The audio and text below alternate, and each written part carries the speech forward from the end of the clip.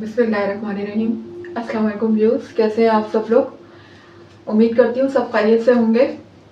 आपको अपने channel miss Hina में वेलकम कहती हूँ। तो क्लास हम लोगों का class 10 maths in text book board chapter number 17 sets and function में हमारी एक्सरसाइज 17.5 कंटिन्यू है, जिसका आज हम क्वेश्चन नंबर 7 स्टार्ट करने जा रहे हैं। इससे पहले क्वेश्चन नंबर 6 तक हमने सीखे और उम्मीद है कि वो आप लोगों ने बहुत अच्छी तरह से प्रैक्टिस भी कर ली होगी और उनके कॉन्सेप्ट भी क्लियर हो गए होंगे। ठीक है क्लास। तो अगर आप लोगों को कॉन्सेप्ट क्लियर हो रहे होते हैं या आप लोगों को समझ आ रहा होता है तो कमेंट बॉक्स में लिख के मुझे ज़रूर बताया करें कि मतलब अपनी सजेशन दिया करें कि आप लोगों के कॉन्सेप्ट कहाँ तक क्लियर हैं, और अगर कुछ वीक पॉइंट देखा करें कि टीचिंग स्टाइल को और मैं कैसे बेहतर बना सकती हूँ, उसमें आप मुझे अपनी राय भी दे सकते हैं। इसके अलावा अगर आपको कुछ चीज़ कॉन्सेप्ट क्लियर नहीं होती है तो आप वो भी कमेंट में पूछ सकते हैं, तो कमेंट किया करें, मुझे अच्छा लगता है। ठीक है, मैं आपके कमेंट का इंशाल्लाह रिप्लाई भी करूँगी। तो शुरू करते हैं क्लास, आज की क्लास क्वेश्चन नंबर 7। तो क्वेश्चन नंबर 7 में क्या है 17.5 के देख लेते हैं। इफ रिलेशन आर, ठीक है, रिलेशन है आर एक्स वाई, ठीक है, y such that, x y such that y is equal to 2x plus 5, फिर bracket close is in Z. Z क्या है? इंटीजर्स। अब इंटीजर्स जो होते हैं वो क्या होते हैं हमारे, पॉजिटिव और नेगेटिव दोनों तरह के नंबर होते हैं ना। होल नंबर होते हैं जिसमें पॉजिटिव भी होते हैं और नेगेटिव भी होते हैं। आपको पता है इंटीजर का सेट आप बहुत अच्छे तरीके से पढ़ चुके हैं, मैंने क्लास में एक्सप्लेन भी करा था। तमाम सेट्स को मैंने बहुत अच्छी तरह से एक्सप्लेन किया हुआ है, आप चाहें तो मेरी पिछली वीडियोस को भी देख सकते हैं। अच्छा क्लास, पहले तो हम ये जान लेते हैं कि बेसिकली एक्स वाई है क्या। X y basically order pair होते हैं जो कि खास ऑर्डर में ही लिखे जाते हैं। एक्स हमेशा पहले आता है और वाई हमेशा ऑलवेज एक्स के बाद आता है। ठीक है, x will always come before y and y will always come after x. ठीक है, अब इनको किस नाम से जाना जाता है? एक्स को हम डोमेन कहते हैं और वाई को हम कहते हैं रेंज। ठीक है, एक्स को क्या कहते हैं? डोमेन, और वाई कहलाता है रेंज। अच्छा, इनके दूसरे नाम भी हैं, आप सब अपनी कॉपी में नोट कर लीजिएगा। एक्स को हम इनपुट वेरिएबल भी कहते हैं। बेसिकली ये दोनों हैं क्या? ये वेरिएबल है। ठीक है, अल्फाबेट्स जो कि यूज होते हैं मैथ्स में, they are called the variable. तो इनको हम, ये जो डोमेन है इसको हम इनपुट वेरिएबल भी कहते हैं और वाई को हम आउटपुट वेरिएबल भी कहा जाता है। इसके अलावा हम इसको इंडिपेंडेंट भी कह सकते हैं और इसको डिपेंडेंट, यानी कि जैसे जैसे हम एक्स की वैल्यू पुट करते हैं तो हमारे पास ऑटोमेटिकली वाई का आउटकम आता रहता है, या वाई जो है वो डिपेंड करता है किस पर? एक्स पर। तो लिहाजा इसको हम एक्स को इंडिपेंडेंट भी कह सकते हैं और वाई को डिपेंडेंट भी कह सकते हैं। लेकिन फिलहाल आप बस ये दो ही नाम याद रखिए, एक्स कहलाता है डोमेन और वाई कहलाता है रेंज, जबकि इनके दूसरे नाम है इनपुट वेरिएबल, ये कहलाता है आउटपुट वेरिएबल। ठीक है, तो अगर आपसे कहा जाए कि फाइंड रेंज, अगर आपसे रेंज पूछी जाए, इसका मतलब आपने क्या बताना है? वाई। ठीक है, you have to find y. अगर आपसे रेंज का कहा जाए तो इसका मतलब आपने वाई को कैलकुलेट करना है। अगर आपसे कहा जाए कि डोमेन को फाइंड करें तो इसका मतलब आपने किसको कैलकुलेट करना है? एक्स को कैलकुलेट करना है। तो लेकिन यहाँ हमसे क्या पूछा जा रहा है? Find range. इसका मतलब हमें क्या फाइंड करना है? वाई फाइंड करना है। ठीक है, और डोमेन यानी कि एक्स की वैल्यूज हमें दे दी गई है और हमसे क्या पूछा गया है? वाई पूछा गया है। ठीक है, फाइंड रेंज इफ डोमेन, यानी कि हमसे वाई पूछा गया है और हमें एक्स की वैल्यू दे दी गई है, क्योंकि हम एक्स को क्या कहते हैं? डोमेन, और वाई क्या कहलाता है? रेंज।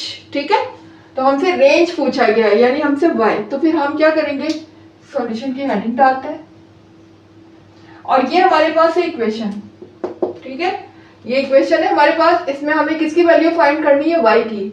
तो हम क्या करेंगे? बारी बारी एक्स की वैल्यू को इसमें पुट करते जाएंगे और हमारे पास वाई की वैल्यू आती जाएगी, यानी हमारे पास रेंज आता जाएगा। ठीक है, तो करते हैं पुट।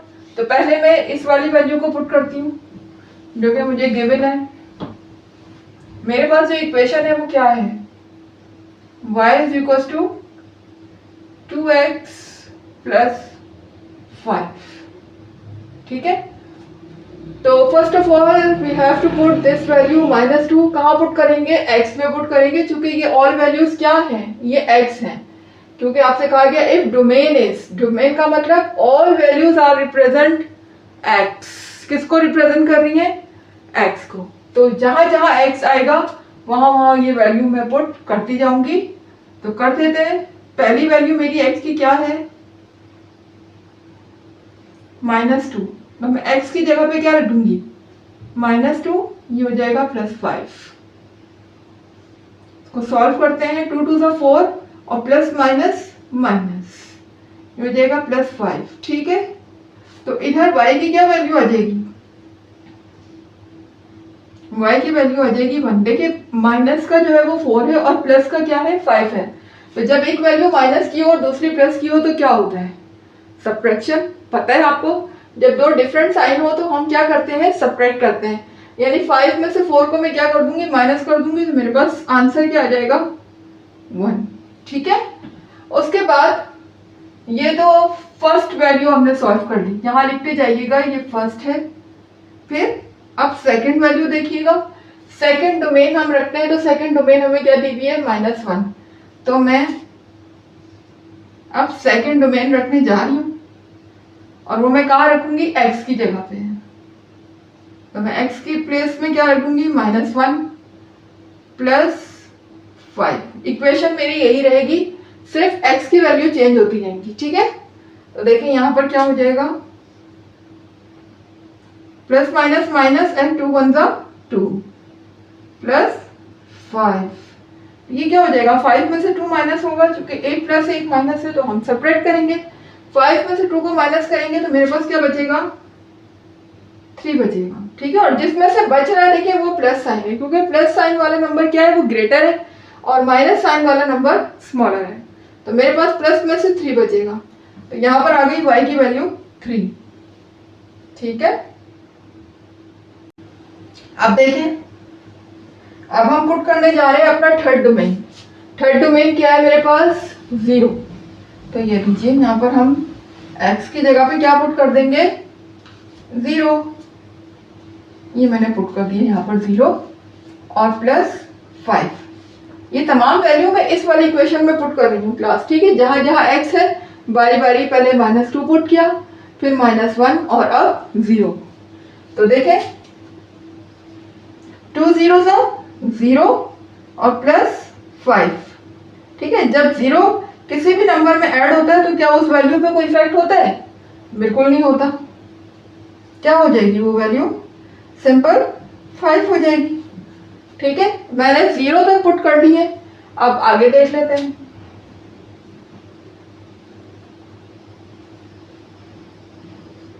अब y की नेक्स्ट वैल्यू क्या लिखी हुई है, सॉरी डोमेन की नेक्स्ट वैल्यू क्या है, 1, यानी x की नेक्स्ट वैल्यू 1 है।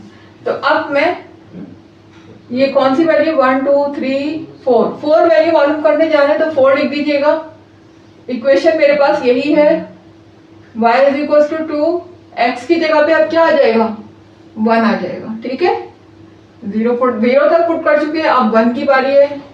तो 1 + 5 क्या हो जाएगा, 2 1 2 और +5। तो y की क्या वैल्यू आ जाएगी, 2 + 5 कितने हो गए, 7। कितने हो गए, 7। अब y की वैल्यू मेरे पास क्या आ गई, 7। 1 तक मैंने पुट कर दी है, अब किसकी बारी है, 2 की बारी है। अब जो हम डोमेन पुट करेंगे वो क्या होगा, 2 होगा। तो हम पुट कर देते हैं 2 को। x की जगह पे मैं क्या रख दूंगी, 2 रख दूंगी और +5। तो ये क्या हो जाएगा, 2 2 4 और +5। अब देखिए y की वैल्यू क्या आ गई मेरे पास, 4 + 5 9 आ गई। इस तरह से देखिए आप, तो मेरे पास सारे रेंज आ गई हैं। पहली रेंज ये है, फिर दूसरी है, फिर थर्ड है, फिर फोर्थ है और फिर 5 है। अब मैं इन तमाम रेंज को एक साथ लिख सकती हूँ ना, लेकिन क्लास एक चीज का ख्याल रखिएगा रेंज लिखते वक्त कि सबको ऑर्डर में लिखें, यानी स्मॉलर नंबर से स्टार्ट करें और फिर आहिस्ता आहिस्ता ग्रेटर की ऑलरेडी ऑर्डर में ही लिखी हुई है। तो देखिए क्योंकि मुझे रेंज फाइंड करनी थी तो मैं सबको एक साथ तरतीब से लिखूंगी। 1 से स्टार्ट करूंगी। पहली रेंज मैंने फाइंड की थी 1, दूसरी रेंज फाइंड की थी 3, फिर तीसरी मेरे पास क्या आई थी 5,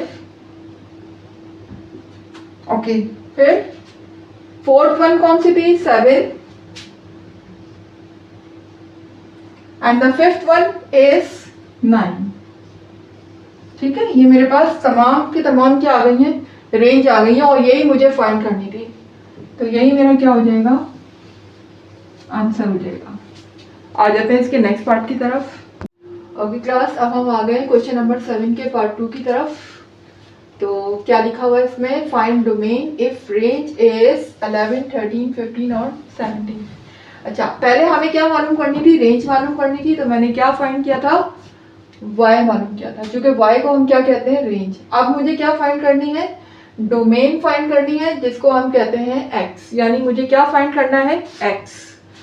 तो देखिए मेरे पास ये सारी वैल्यू जो गिवन है वो किसकी गिवन है, y की, और x मुझे खुद फाइंड करना है।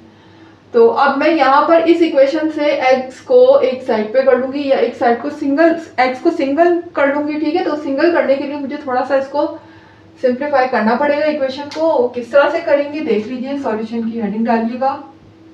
देखिए मेरे पास इक्वेशन लिखी हुई है y is equal to 2x plus 5।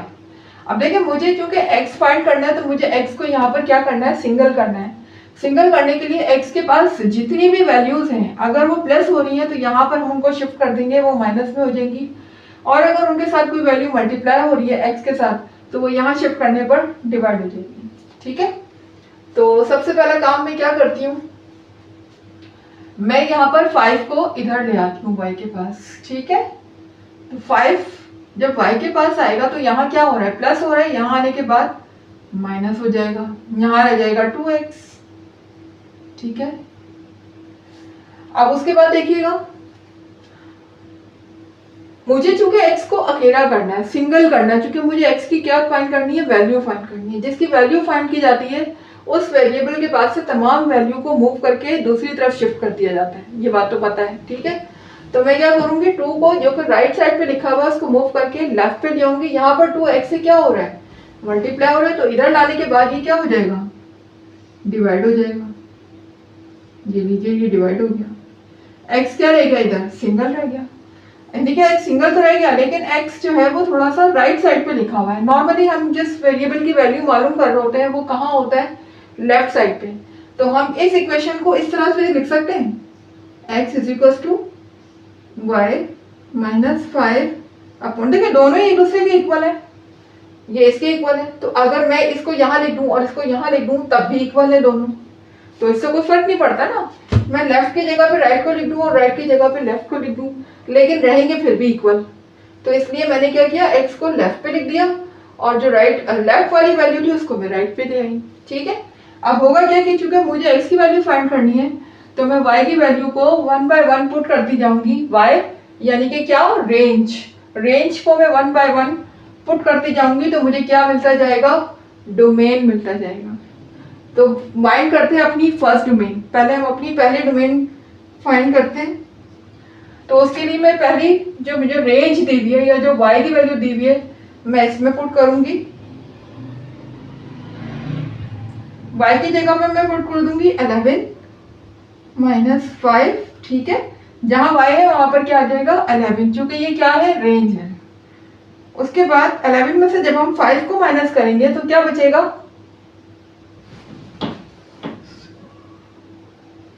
6। ठीक है, 11 में से जब 5 माइनस करेंगे तो हमारा बचेगा 6। 6 को हम डिवाइड करते हैं 2 से, तो देखिए 2 1 2 एंड 2 3 6। x की क्या वैल्यू आ गई, 3 आ गई। ये तो मेरे पास आ गई फर्स्ट डोमेन आ गई। अब हम फाइंड करने जा रहे हैं अपनी सेकंड डोमेन। ठीक है, सेकंड डोमेन यहां लिख दीजिएगा सेकंड। ठीक है, या आप ऐसे भी लिख सकते हैं। सेकंड डोमेन फाइंड करने जा रहे हैं तो मेरे पास इक्वेशन वही रहेगी, x, ये वाली इक्वेशन, ये इक्वेशन सेम वही रहेगी। ठीक है, इज इक्वल टू y की जगह पे बस क्या आ जाएगी वैल्यू, अब 13 आ जाएगी। 13 माइनस 5, 13 में से जब हम 5 को माइनस करेंगे तो क्या बचेगा,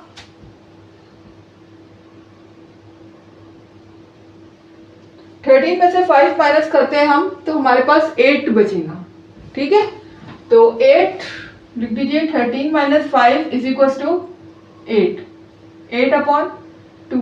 ठीक है, तो अब हमने 8 को किससे डिवाइड करना है, 2 से, तो 2 1 सा 2 एंड 2 4 सा 8। x की क्या वैल्यू आ गई अब 4। ठीक है, 13 भी हमने पुट कर दिया। अब हम कौन सी रेंज पुट करने जा रहे हैं, 15। तो ये कौन सी है 15 हमारी, 1 2 3, थर्ड रेंज है ये हमारी। ठीक है, थर्ड, तो यहाँ लिख दीजिएगा थर्ड, और इक्वेशन मेरे पास यही रहेगी, x इज इक्वल टू, बस y की जगह पे अब मैं क्या पुट कर दूंगी, 15। ठीक है, 15 आ जाएगा और माइनस 5 आ जाएगा अपॉन 2। 15 में से 5 माइनस होंगे तो क्या बचेंगे, 10/2।